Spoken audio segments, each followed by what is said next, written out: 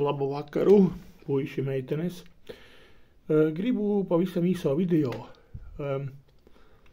Analizēju to Pariancu, visu laiku skatos, ko viņš runā, ko viņš sludina, ko domā. Ļoti īsas pārdomas ir tādas. Ja šobrīd Pariants pateiks, ka bez svētas dzīves jūs esat pazuduši, bez svētas dzīves neviens netiks debesīs. Ja viņš sāks jūs ļečīt ar svētu dzīvi, es to ļečīt saku kā žargonā, tāpēc, ka Bībele ir pilna un skaidri Dievs ir pateicis, kā es visiem saku savu mīļāko teicienu, kaut vai 10 jēziem tici. Ja tu nedzīvosi svētu dzīvi, tiesas dienā Dievs tevi atgrūdīs, tur teikts atšķirs avis no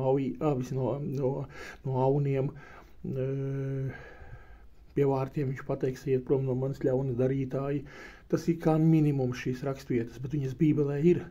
Un ja viņas ir kaut vai 2 vai 3 vai 5, pietiek ar to, Dievs tā arī darīs. Ja, tad Pariancu atstās, ja viņš runās Dieva vārdu patiesību, ja viņš sludinās, teiksim tā, ja Pariants sludinās īsto Jēzu, mīļie cilvēki, viņa draudze būs tukša, viņam nenāks cilvēki.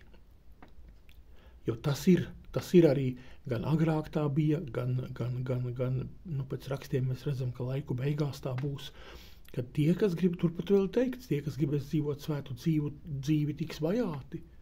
Tie tiks vajāti no kā?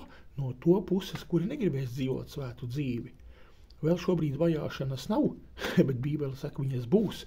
Tad līdz ar to mēs drīz piedzīvosim visi tādus laikus, kuros būs no ticīgo puses vajāšanas pret citiem ticīgajiem, jo vieni gribēs dzīvot svētu dzīvi, vieni negribēs. Ja?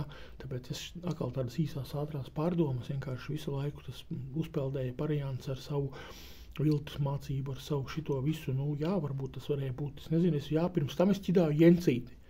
Mani mīļākie jājam zirdziņi bija Jencīti, Šlesers, Žauners, Ozoliņkeviči.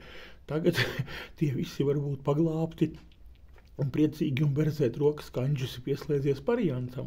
Bet es, zēnu meitenes, gribu pateikt vienkārši to, kad bez nekādām emocijām, redziet, es mierīgi, lēnām, klusiņām, bet vienkārši saprotu, kad Dieva gars, ja saka, tad viņš saka, cilvēki var izrādīt emocijas, vēl kaut ko, bet Dieva gars, runā vislēnākajā, vismierīgākajā balstonī, un ja tas ir no Dieva, ja tas ir Dieva gars, tad Dieva gars arī runā un saka, un nestoties kādreiz, kā mēs kā cilvēki varam uzdot kaut kādus uguņus, kā es saku, džasu, Tāpēc manas ātrās pārdomas ir tādas, ja Pariants būtu no Dieva un sludinātu Jēzu Kristu, viņa, teiksim tā, nosauksim pēdiņās draudze, būtu tukša.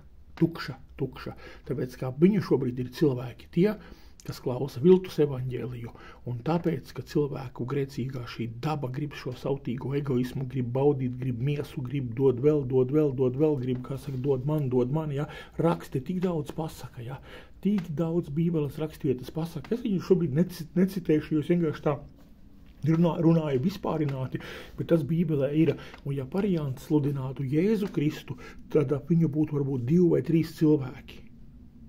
Ja viņš sludinātu īsto Jēzu, tad mūsdienās aizvien mazāk un mazāk paliktu cilvēki, kas grib dzirdēt un satikt un piedzīvot īsto Jēzu. Īsto, kā es jums vēlreiz saku, ir cilvēki izdomātie Jēzi, tēli.